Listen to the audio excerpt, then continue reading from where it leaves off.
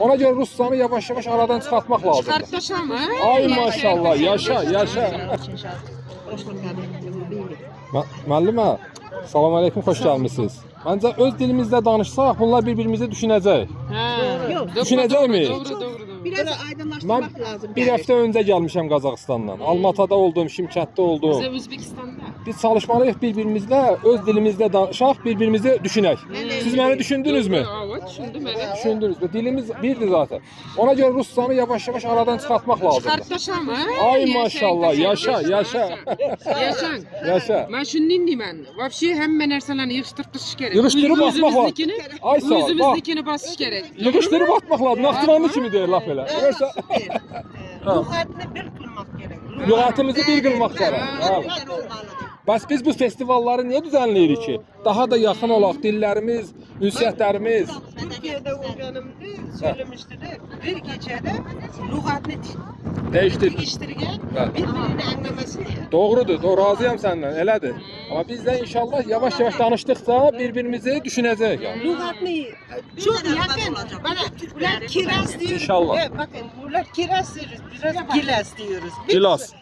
Biz gilas, bunlar kiraz diyoruz. Siz də gilas deyirsiniz, biz də gilas deyirik. Türkiyədə kiraz deyirlər. Kiraz. Bak bu ülke gence kitabı ben. Ha, siz Qazaxıstandansınız, elə?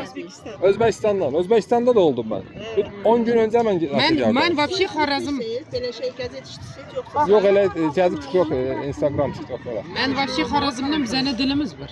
Xarəzmdə daha yaxındır. Siz Xarəzmdən Bize misiniz? Xorazm. Mən ha istedim gedim. Bax, Səmərqənddə oldum, Buxarada oldum. Daşkentdə oldum ama Xivə çox uzaqdır. Düşündüm gedərəm. İndi hazır poyuz koyuldu, skarasnoy poyuz. İndi Skorosu yox, nə? var. Hızlı, sürətli. Hazır taze poyuz koyuldu Xivaga. Özbəkcə skorosu nə demək? Skoros mu? Tezlik. Tezli qatar dedə, qatar. Tezlik. Poyez. Şeyda. Poyezə nə deyirsiniz bilərsiniz? Özbəkcə. Poyuz как на özbekçe neydi? Poyuz. Poyez o Rus adı da. Onun bir dənə milli yoxmu sözünüz? Yok. O pisdir bax. Yok çünkü Qatar deyirik biz, qatar. Yeni geldik o söz sonra geldik. İnşallah ona da koyarsınız. Yok, lokomotiv yok. Alfabet, alifbani değiştiler. Şimdi Latın alfabeti. Dəyişiblər. Latın dəyişiblər. Amma Qazaxlar hələ dəyişməyiblər. Bir dört harfini de değiştirdi. Dört Harfini de değiştirdi. Şimdi aynı oldu. Türkiye, Azerbaycan harfleri yakında değişti. Ç, Ş bizde biraz farklıydı. Şimdi Evet. değişti. Ha, Aynı oldu. aynı oldu. Nə gözəl. Evet.